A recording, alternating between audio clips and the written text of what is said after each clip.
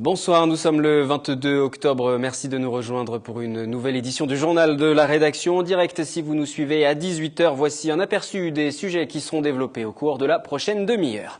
Elles sont en colère et le font savoir par des slogans inscrits sur leur blouse rose et une banderole tendue devant la maternité. Les sages-femmes du centre hospitalier André Mignot sont en grève illimitée depuis le 16 octobre. Dans le cadre de la Semaine bleue dédiée à travers la France aux personnes âgées, je recevrai Olivier Delaporte, conseiller général des Yvelines, pour évoquer la politique du département. Les personnes âgées sont de plus en plus nombreuses.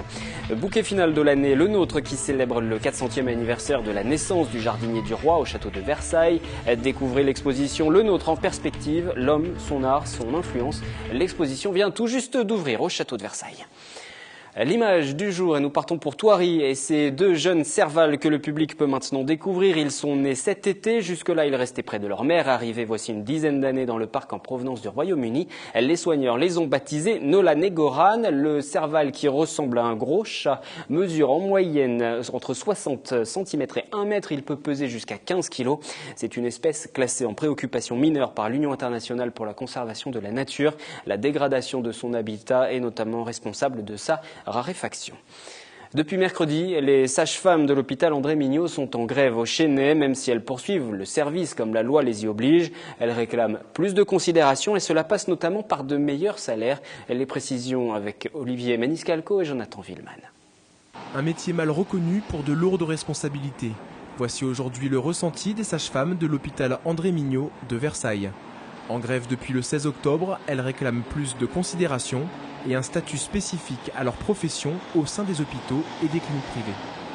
Les sages-femmes aujourd'hui en France effectuent les consultations de grossesse, elles effectuent les accouchements, les gestes d'urgence, elles effectuent le suivi gynécologique et la prise en charge des mères et des enfants après l'accouchement. Elles ont un énorme rôle de prévention et de dépistage de pathologies, mais elles ne sont pas reconnues pour cela. On s'adresse au gouvernement, bien sûr, parce que le plan de périnatalité 2014 a été sorti et on ne parle même pas des sages-femmes. On est quand même un petit peu stupéfaite puisque le suivi se fait par nous. On est formés pour ça, pour faire les accouchements physiologiques et les suivis de grossesse physiologiques. Et on n'est pas de premier recours et c'est aussi ça qu'on revendique. En 2001, date de leur dernière mobilisation, elles avaient obtenu une première revalorisation de leur salaire.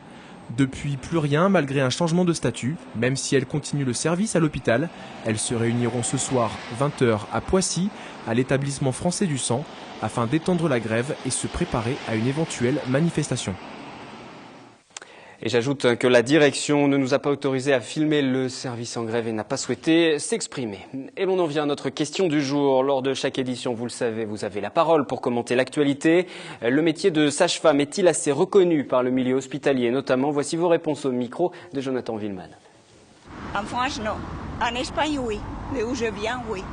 Plus qu'ici. C'est quoi la différence? Ben, là-bas, c'est très important. Ils suivent la femme toute la grossesse. C'est juste au moment de l'accouchement, si ça se présente mal, qu'il vient les gynécologues. Mais là-bas, ils sont plus reconnus qu'ici, ça c'est sûr.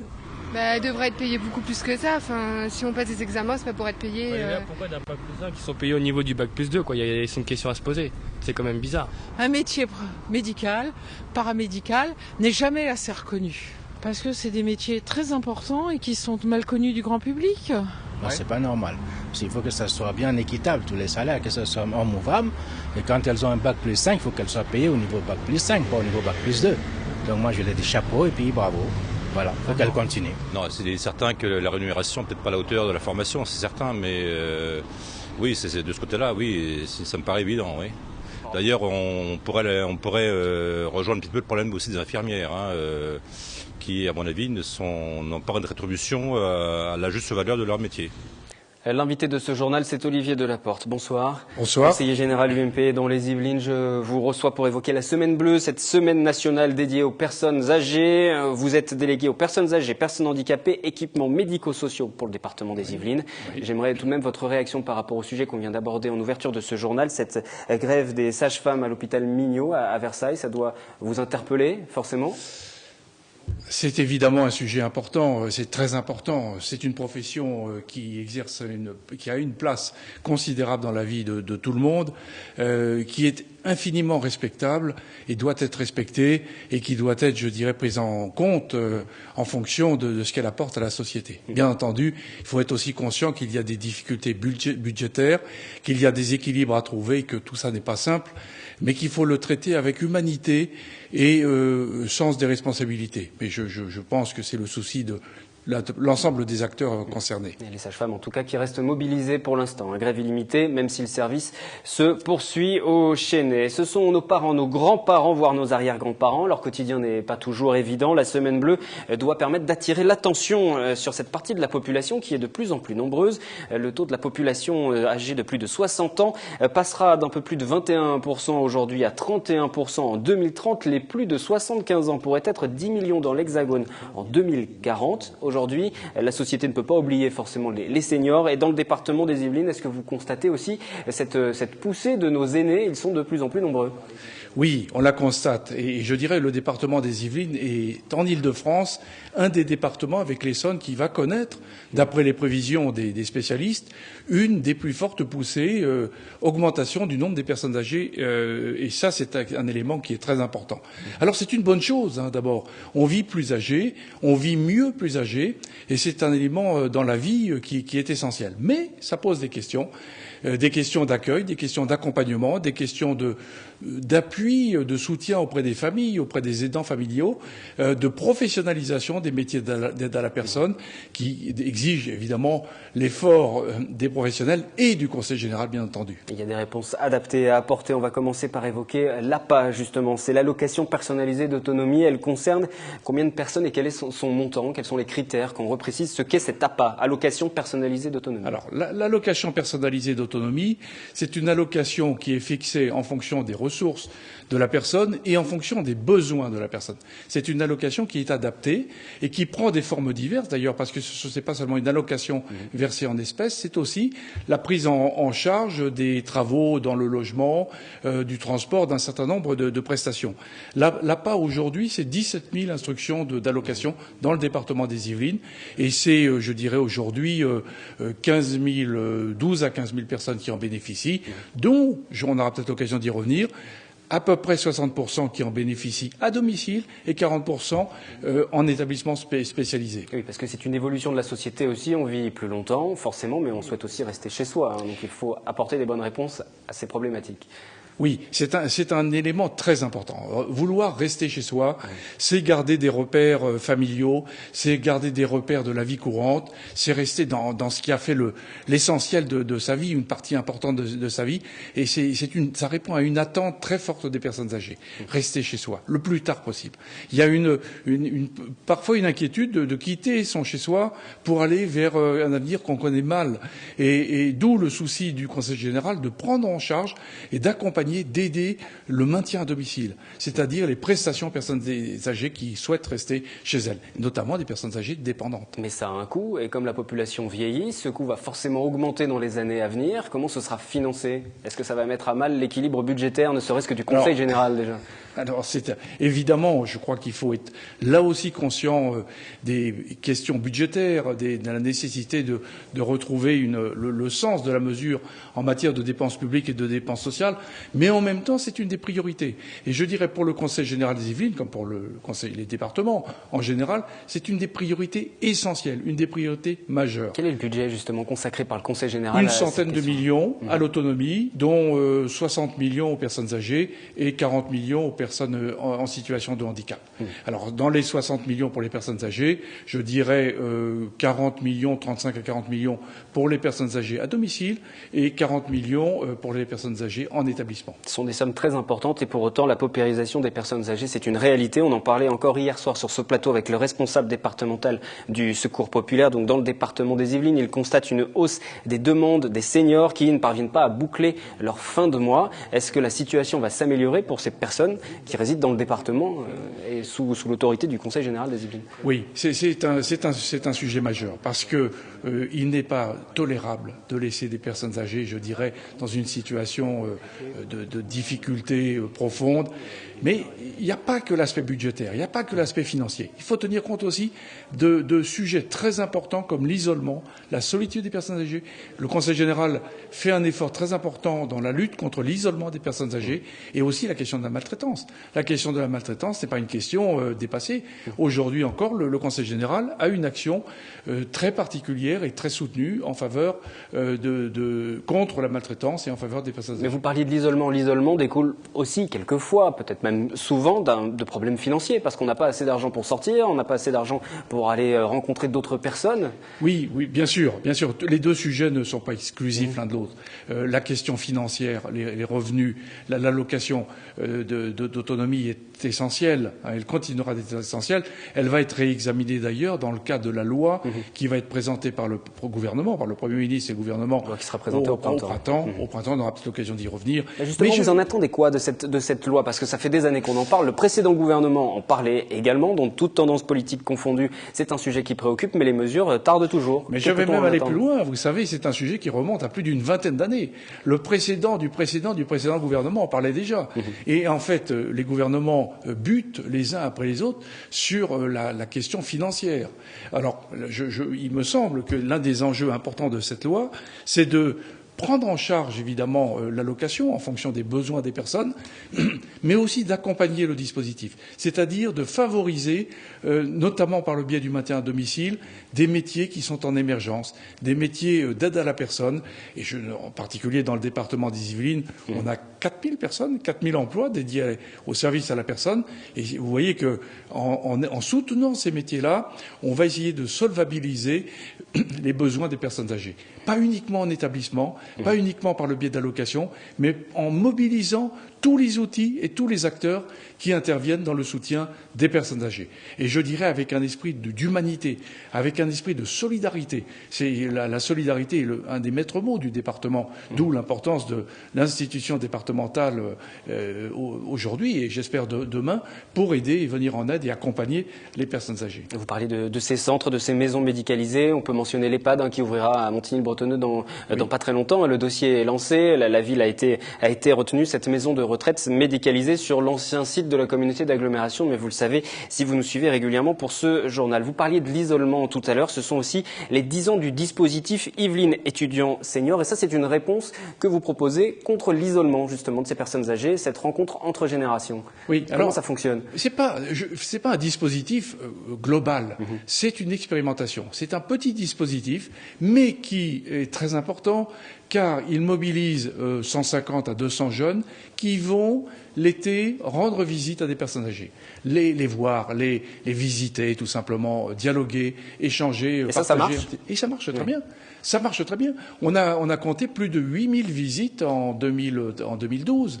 8000 visites, c'est très important. Chaque visite, c'est un moment de bonheur. C'est un moment d'ouverture, de gaieté. Le sourire revient. Eh bien, c'est par des petites choses comme ça, qui ne sont pas des si petites choses que ça, qu'on peut répondre aussi à des questions que l'argent seul ne permettrait pas de résoudre. Vous voyez, c'est lien social.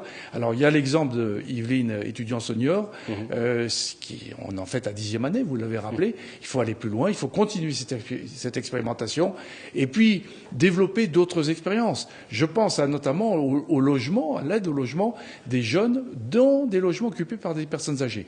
L'idée, c'est de permettre à des personnes âgées de louer une partie de leur logement, une chambre, une pièce, à un jeune qui va venir partager aussi des moments d'amitié, de convivialité avec la personne âgée.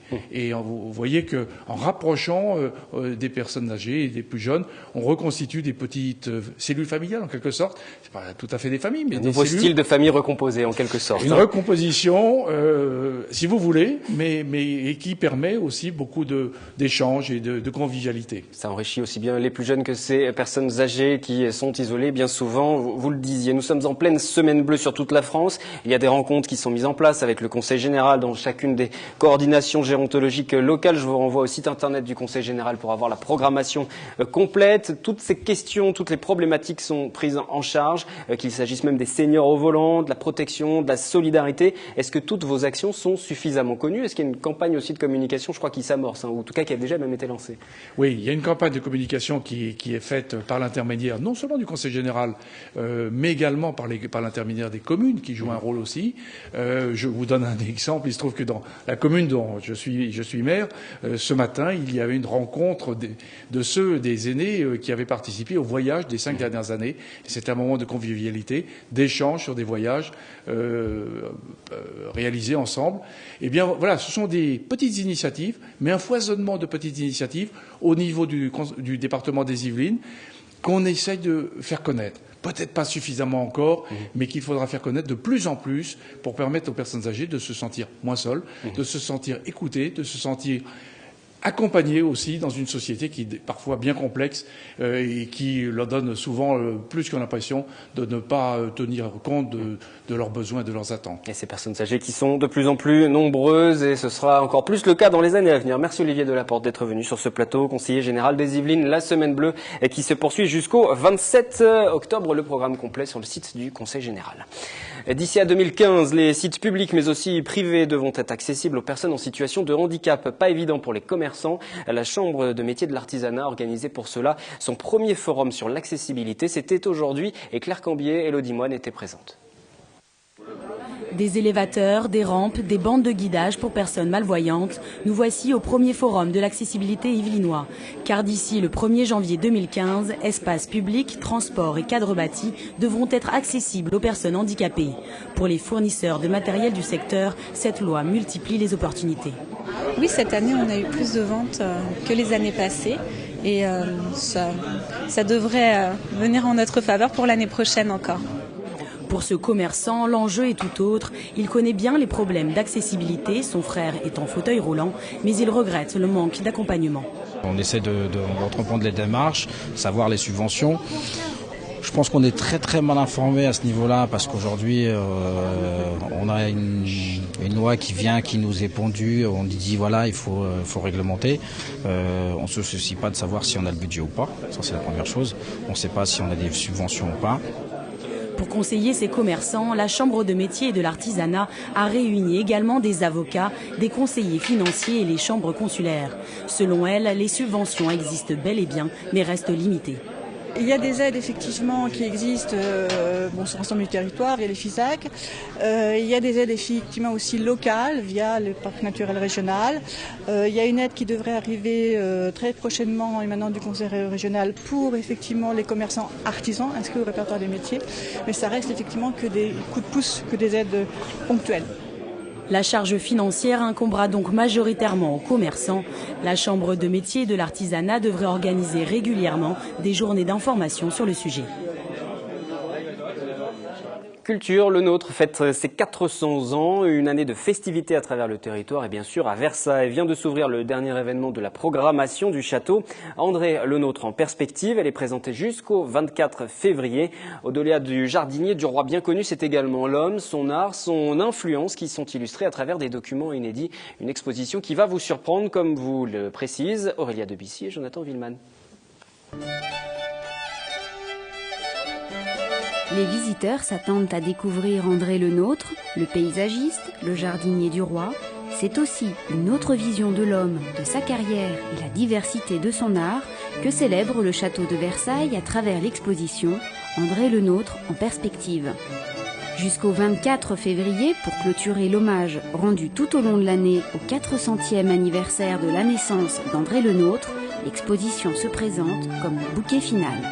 On pense toujours à André Le Nôtre, des perspectives, de la symétrie, alors que ça existait avant lui. Donc, qu'a-t-il apporté? Et c'est ce qu'il a apporté qui est vraiment le cœur de la matière de cette exposition.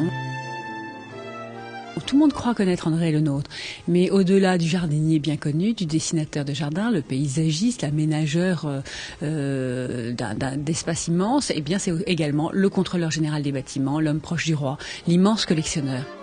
Jamais une exposition consacrée à André Le Nôtre n'a présenté une telle variété et richesse de pièces. Sont rassemblés pour la première fois les chefs-d'œuvre de sa collection personnelle, peintures, bronzes et médailles, des documents de sa main qui révèlent certains de ses projets et réalisations inattendues.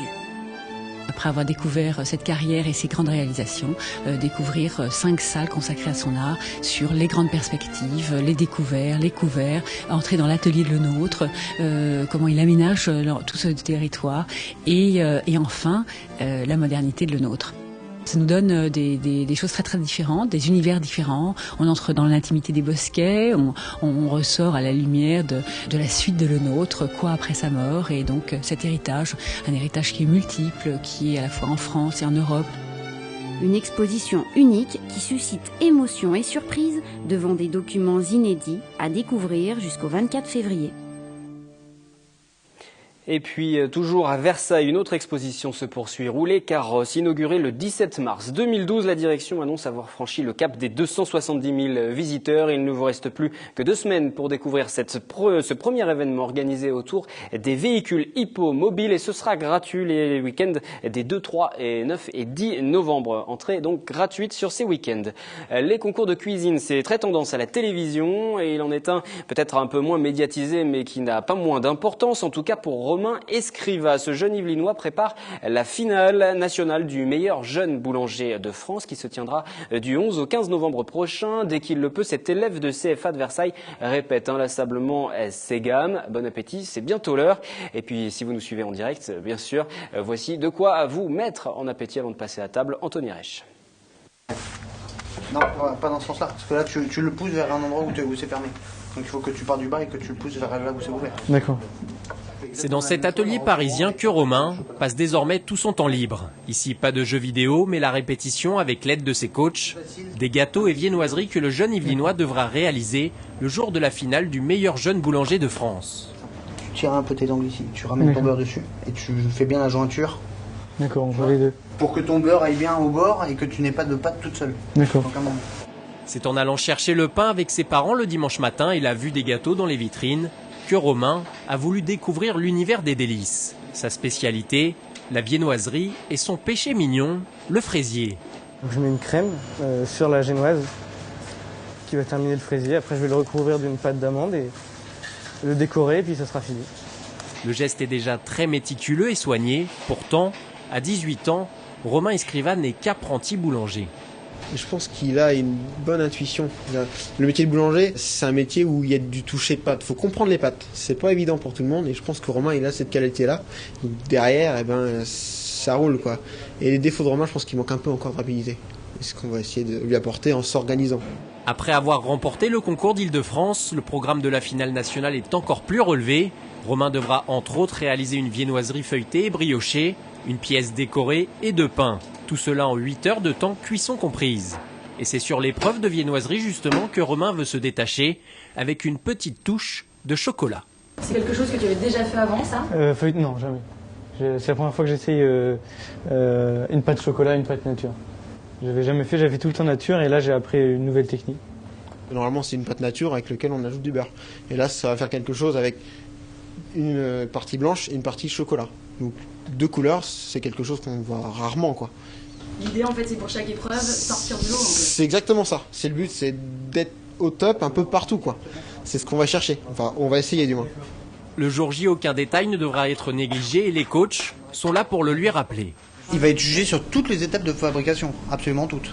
Que ça soit sur son organisation personnelle, est-ce que sa table est propre, est-ce que ses gestes sont fluides, est-ce que sa pesée est juste, est-ce que son préfaçonnage est propre, est-ce que sa pâte déchire, est-ce que son façonnage est vraiment droit, est-ce que c'est vraiment bien fait. Il est jugé absolument sur tout, donc il faut qu'il fasse dès maintenant attention à toutes ces étapes. À l'heure actuelle, salarié à Thoiry et diplômé d'un CAP pâtissier-boulanger, il rêve d'ouvrir sa propre boulangerie dans quelques années. D'ici là, Romain a encore jusqu'au 11 novembre pour choisir la forme de son pain de campagne et enchaîner les tests de cuisson. On change d'univers, la musique adoucit les mœurs, c'est bien une évidence, mais comment la pratiquer sans instrument? La solution, le body song. Ce sont donc avec leur corps que les enfants de Magny-les-Hameaux préparent un concert, suivi des répétitions avec Yolène Thorez et Jonathan Villeman. Mélanie et Mathieu ont lancé leur activité de body song il y a 3 ans. Le concept, pratiquer la musique en groupe en utilisant uniquement le corps et la voix. Un moyen d'accéder facilement à la musique en enlevant toute contrainte instrumentale. Du coup, le résultat peut sembler un peu brouillon. Avec les enfants et adolescents de Magny-les-Hameaux, ils proposent 10 ateliers entre octobre et mars pour préparer un concert.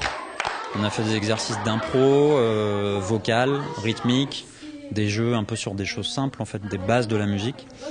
Et pour qu'ils se fassent confiance, en fait, qu'ils apprennent à déjà s'exprimer en musique, à montrer. Parce qu'au début on rigole, et puis après on rentre, on arrive à se concentrer un peu. Et puis on a appris un morceau, une chorégraphie en fait de percussion corporelle qu'on a créé, composé quoi, comme une chanson, pour travailler la coordination, la précision un peu du son, l'écoute, tout ça. Le but, voilà, c'est de travailler l'écoute, l'expression, apprendre à se lâcher, apprendre à sortir un peu de ses... Pour les enfants, sortir un peu des trucs toujours pareils, oser. Il y a toujours des grands timides, il y a toujours des gens qui ont envie de chanter, monter sur scène, d'être des stars. Donc on essaie de faire un peu un patchwork et voilà. À terme, les enfants devraient chanter 1 ou 2 chansons lors du concert de Féloche le 22 mars prochain. L'auteur, compositeur et interprète en est déjà à son 2e album. En attendant, Mathieu nous offre une petite démo de beatbox.